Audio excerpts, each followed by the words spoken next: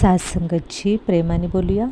धन निरंकारची सात्संगतची आज चिंतनासाठी विषय घेतलेला आहे की आपण जे बोलतो ते प्रभू परमात्म्यापर्यंत पोहोचतं का, आणि तो कधी आपल्याशी बोलतो की नाही, किंवा आपण त्याला पाहू शकतो की नाही, हे जे आपल्या मनामध्ये प्रश्न पडतात त्या प्रश्नांची नेमकी उत्तरे काय असू शकतात यावरती आपण चिंतन करूयात. सर्वप्रथम आपण हे लक्षात घेऊयात की प्रभू परमात्मा आहे तो आपल्याशी बोलतो का, किंवा आपण त्याच्याशी बोलतो का. तर हे बघा, जो प्रभू परमात्मा आहे, जो की आपण त्याला निरंकार म्हणतो, त्याची एक फ्रिक्वेन्सी आहे की आपण म्हणूयात की 0 फ्रिक्वेन्सी, म्हणजे 0 थॉट्स, म्हणजे अगदी पूर्ण कमी विचार ज्या ठिकाणी असतात, किंवा जी फ्रिक्वेन्सी त्या लेवलची जी असते त्या फ्रिक्वेन्सीला प्रभू परमात्मा निरंकार आहे. आणि आपण आत्ता सध्या जी फ्रिक्वेन्सी आहे आपली, ती फ्रिक्वेन्सी फार वेगळी आहे. म्हणजे जो निरंकार प्रभू परमात्म्याची फ्रिक्वेन्सी आणि आपली फ्रिक्वेन्सी ही मॅच होत नाही. बऱ्याच वेळा काय होतं, आपण कधी एखादा आपण विवंचनेमध्ये असतो, आपल्याला कळत नाही, निर्णय घ्यायचा आहे आपल्याला, योग्य काय अयोग्य काय आपल्याला नाही कळत, आणि त्यावेळी आपण कधी प्रभू परमात्म्याला हाक मारतो आणि त्याला आपण विचारतो की प्रभू परमात्मा, हे प्रभू तू मला सांग याच्यामध्ये काय योग्य आहे आणि काय अयोग्य आहे. मग त्यावेळेस आपल्याला असं वाटतं की मला प्रश्न तर पडला आहे, मी प्रभू परमात्म्याला विचारलं, पण तो तर काही उत्तर देत नाही. आपल्याला कसं वाटतं की जो आपण आता समजा एखाद्या मित्राला जर एखादी गोष्ट विचारली तर तो भौतिक लेवलवरती आपल्याला येस ऑर नो, म्हणजे आपल्याला हो किंवा नाही हे सांगतो, तो आवाज आपल्याला ऐकायला येतो. परंतु जो प्रभू परमात्मा, निरंकार प्रभू परमात्मा आहे, त्याला स्वतःचं शरीर नाही आहे, म्हणजे तो निरंकार रूपामध्ये आहे, आत्मरूपामध्ये आहे. मग अशा वेळी जर त्याला जर आपल्याशी बोलायचं असेल तर त्यासाठी तो भौतिक शरीर नाही आहे, तर तो बोलणार कसा आपल्याबरोबर ना. मग त्यावेळी त्याचं जे म्हणतात ना, तो जे बोलतो ते आपल्यापर्यंत ऐकायला येत नाही का, तेव्हा तो बोलतो की नाही. तर सगळ्यात महत्त्वाचं ही गोष्ट आहे की ज्यावेळेस आपण या प्रभू परमात्म्याशी बोलतो त्यावेळेस तो सुद्धा आपल्याला उत्तरं देत असतो, परंतु त्याची उत्तरं आपल्यापर्यंत पोहोचत नाहीत. मग त्याचं कारण काय आहे? कारण त्याची फ्रिक्वेन्सी आणि आपली फ्रिक्वेन्सी मॅच होत नाही. परंतु आपण पाहिलेलं आहेत की जे तपस्वी लोक असतात, जे साधू संत असतात, ते जे बोलतात ते प्रभू परमात्म्यापर्यंत पोहोचतं आणि ते त्यांच्याशी गप्पाही मारतात. त्यांचं म्हणजे एक टेलिपॅथी होते, टेलिपॅथीमध्ये त्यांचा एकमेकाशी संवाद होतो आणि त्यांना एकमेकांना ते समजतंही, मी काय म्हणतो आहे आणि परमात्मा काय बोलतो आहे. त्यांचा संवाद हा खूप छान पद्धतीने होतो. मग आपला प्रभू परमात्म्याशी संवाद होत नाही. का होत नाही? कारण त्याची आणि आपली फ्रिक्वेन्सी मॅच होत नाही. मग आता आपण सगळ्यात हे लक्षात घ्यायचं आहे की आपण बघा की जे तपस्वी लोक वगैरे असतात ना, ते त्यांची जी थॉट्स लेवल असते, ती थॉट्स लेवल एकदम अगदी कमीपर्यंत आपण म्हणूयात की अगदी कमी असते. म्हणजे ज्यावेळी आपण मेडिटेशन करायला लागतो, म्हणून बघा की आपण जे नामस्मरण करतो ना, त्या नामस्मरणाबरोबर मेडिटेशन हे करणं फार गरजेचं आहे. कारण जोपर्यंत आपण मेडिटेशन करत नाही, आपल्या श्वासांवरती लक्ष केंद्रित करत नाही, आपण ज्यावेळेस ध्यानधारणेला आपण सुरुवातच करत नाही, तोपर्यंत आपली जी म्हणजे आतमध्ये जी आपल्या निगेटिव्हिटी आहे, ती निगेटिव्हिटी बाहेर निघत नाही, किंवा आपल्या आतमध्ये असणाऱ्या त्या 7 चक्रांचं हिलिंगसुद्धा होत नाही. आणि त्यामुळं जर आपल्या 7 चक्रांचं हिलिंग नाही झालं, किंवा आपले जे विचार ते कमी नाही झाले, आपले जितके, आणि बघा आपल्याला असं वाटतं कधी की आपण खूप जास्त विचार केला म्हणजे आपण हुशार, आपण खूप बोलतो म्हणजे हुशार, असं नाही आहे. जो माणूस जितका कमीत कमी बोलेल ना, तितका तो जास्त म्हणजे प्रभावान म्हणूयात आपण, किंवा जास्त शक्तिशाली. म्हणजे असं नाही की फक्त तो वरून शांत आहे आणि आतून मात्र विचारांचं वादळ आहे, नाही. आतून आणि बाहेरून जो व्यक्ती खूप कमी बोलतो, म्हणजे ज्याचं मन सतत बडबड करत असतं. काही व्यक्ती अशा असतात बघा की त्यांच्या मनामध्ये सतत बडबडाट सुरू असते, त्याचं मन सतत बोलत असतं. मग ज्यावेळेस आपण जास्तीत जास्त संकल्प मनामध्ये आपल्या सुरू असतात, किंवा आपण बोलत जरी असलं तरी आपली एनर्जी खूप ड्रेन होत असते. आणि महत्त्वाचा जो प्रभू परमात्मा आहे तो निरंकार रूपामध्ये आहे, आणि निरंकार रूपामध्ये असल्यामुळे त्याची फ्रिक्वेन्सी 0 फ्रिक्वेन्सी आहे. म्हणजे तिथं थॉट्स लेवल कशी आहे, एकदम पूर्ण कमी, अगदी बंदच आहे. म्हणजे 0 फ्रिक्वेन्सीमध्ये तो परमात्मा आहे. मग ज्यावेळी आपल्याला त्याच्याशी संवाद साधायचा असतो त्यावेळेस आपल्याला त्याच्या फ्रिक्वेन्सीपर्यंत पोहोचावं लागतं. म्हणून बघा, जे तपस्वी लोक वगैरे असतात ना, ज्यावेळेस ते त्या ध्यानधारणेमध्ये उतरतात किंवा ध्यानस्थ होतात त्यावेळेस त्यांची आणि प्रभू परमात्म्याची फ्रिक्वेन्सी मॅच होते. त्यावेळेस त्यांना एकमेकाचा संवाद ऐकायला यायला लागतो. पण त्यासाठी आपल्याला काय करायला लागेल, आपल्याला जर त्या फ्रिक्वेन्सीपर्यंत पोहोचायचं असेल तर त्यासाठी आपल्याला काय करायला लागेल, आपल्याला महत्त्वाचं म्हणजे आपला जो संघ आहे तो सत्याचा असला पाहिजे. म्हणजे चांगल्या विचारांचा संघ असला पाहिजे. म्हणजे जेव्हा आपण सतत आपलं हे चालू असतं, म्हणजे काय म्हणतात ना, आपला सहवास सुरू असतो, आपलं जीवनक्रम सुरू असतो, त्यावेळेस त्या जीवनक्रमामध्ये आपण प्रभू परमात्म्याला किती स्थान दिले. कारण आपण बघा, सगळ्यात महत्त्वाची गोष्ट मी या ठिकाणी सांगेल की ज्यावेळेस आपली आणि प्रभू परमात्म्याची फ्रिक्वेन्सी जर मॅच व्हायची असेल ना, तर आपल्याला प्रभू परमात्म्याच्या सतत आठवणीमध्ये राहावं लागेल. जोपर्यंत आपण त्याच्या आठवणीमध्ये राहू तोपर्यंत आपल्यामध्ये शक्ती जागृत होणार नाही. कारण बघा, शक्तीचा परमस्रोत हा निरंकार प्रभू परमात्मा आहे आणि आपल्याला त्याच्याकडून शक्ती मिळते. म्हणजे जो म्हणतात ना, सुप्रीम पॉवर तो आहे आणि त्याच्यातून आपल्याला एनर्जी मिळत असते. आणि बघा की आता सायन्ससुद्धा ह्या गोष्टीला सिद्ध करते की आपण ज्याची आठवण करतो त्याच्यासारखं बनत जातो. मग जर प्रभू परमात्म्याची आठवण केली तर तो आहे 0 फ्रिक्वेन्सीमध्ये आहे ना, मग आपली पण थॉट्स लेवल कमी होत जाते.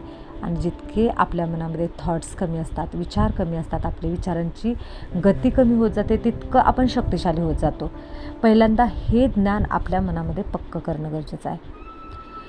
मग बघा, आपण ज्यावेळेस सकारात्मक विचार करतो त्यावेळेस आपल्या मनामध्ये खूप कमी विचार असतात आणि आपण जेव्हा नकारात्मक विचार करतो त्यावेळेस आपल्यामध्ये खूप फास्ट विचार असतात आणि खूप फास्ट संकल्प असतात. बघा, कधी आपल्याला टेन्शन येतं आणि टेन्शन आल्यानंतर आपले विचार इतके फास्टमध्ये सुरू असतात आणि बघा आपल्याला थकवा आल्यासारखं वाटतं, आपल्याला विकनेसपणा आल्यासारखं वाटतं. कशामुळे तर त्या निगेटिव्ह विचारांमुळे.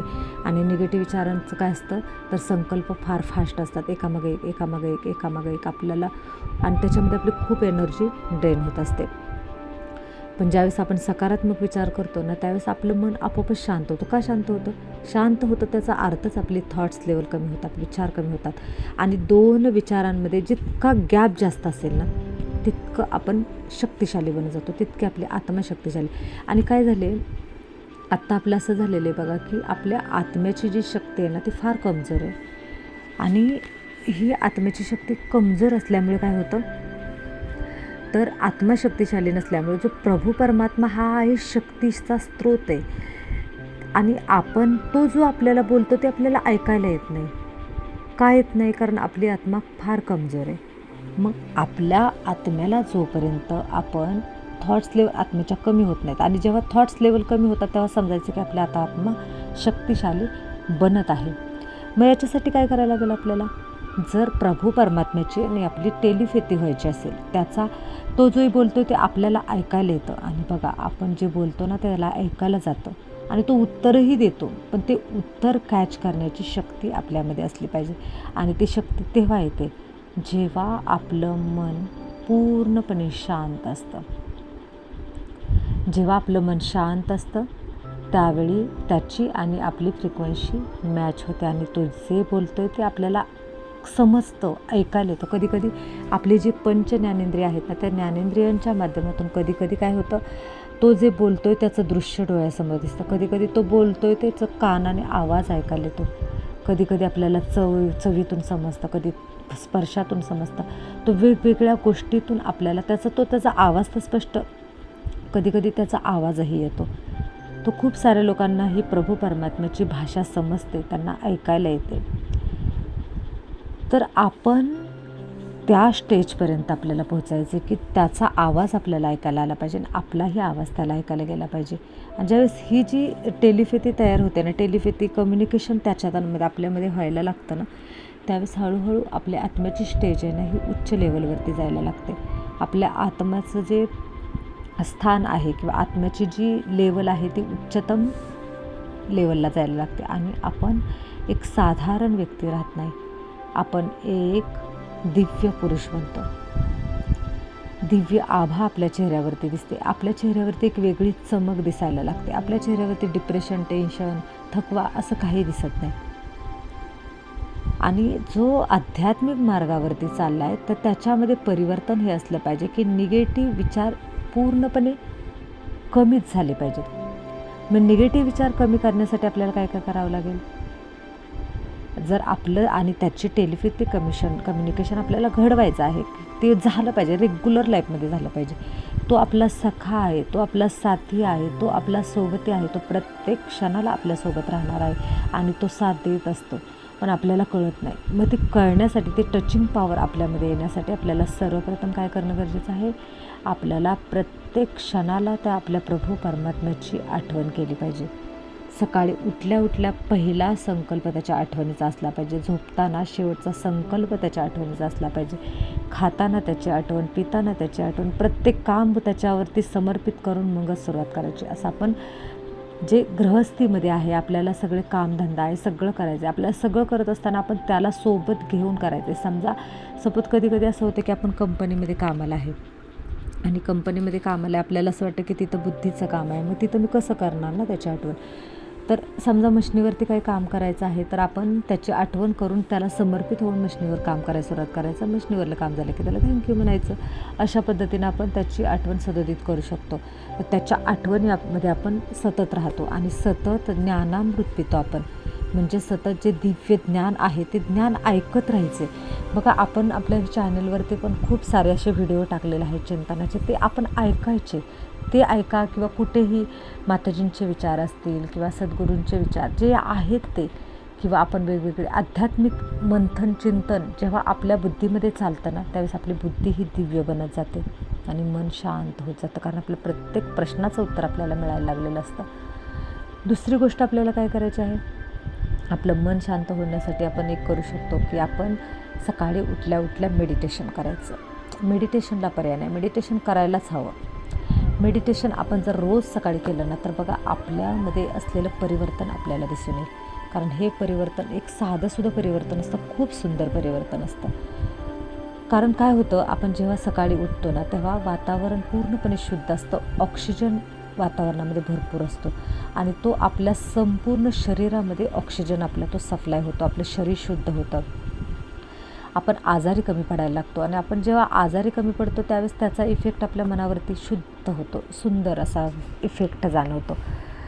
त्याच्यानंतर काय होतं, आपण जेव्हा सकाळी सकाळी उठतो त्यावेळेस आपल्या शरीरामध्ये आपला जो ब्रेन आहे तो ब्रेनमध्ये मेलॅटॉनिन तयार होत असतं आणि हे मेलॅटॉनिन आहे ते फक्त आपल्याला सकाळच्या वेळेमध्ये जास्तीत जास्त मिळतं आणि जे आपल्या मनाला दिवसभर शांत ठेवत असतं. म्हणजे कधी कधी नकारात्मक परिस्थिती असते, आपण सहज पार त्याच्यातून होतो, आपण सहज पुढे जातो. कशामुळे? कारण त्याचं कारण काय आहे तर आपल्यामध्ये ते जे मेलॅटॉनिनची जी पात्रता आहे ते पात्रता आपली फक्त पहाटे आणि जास्तीत जास्त मेलॅटॉनिन ही मेडिटेशनच्या माध्यमातून तयार होत असतं की जे आपल्या शरीराला शांती प्रदान करत असतं. हे फायदे असतात. दुसरं आपण काय करू शकतो, आपण थोडं थोडं प्राणायाम करायचे. प्राणायामामधून सुद्धा आपल्याला ती शक्ती मिळते. आपण आसनं करू शकतो, सूर्यनमस्कार करू शकतो, योगासनं आहेत ती आपण करू शकतो. असे खूप सारे गोष्टी आहेत. किंवा आपण नामस्मरण देखील करू शकतो. नामस्मरण पण जर आपलं सदोदित घडलं तर त्याच्यातून सुद्धा हे चमत्कार घडतात. तर ह्या सगळ्या गोष्टी आहेत की ज्या आपल्याला प्रभू परमात्म्याला आणि आपल्याला जोडण्याचं काम करतात. तर हा व्हिडिओ आपण आता या ठिकाणी थांबूयात कारण हा व्हिडिओ खूप मोठा झालेला आहे. आपण अजून या विषयावरतीच अजून जास्तीत जास्त चिंतन करणारे व्हिडिओ आपण पुढे घेऊन येऊयात. तोपर्यंत धन्य रंगाची.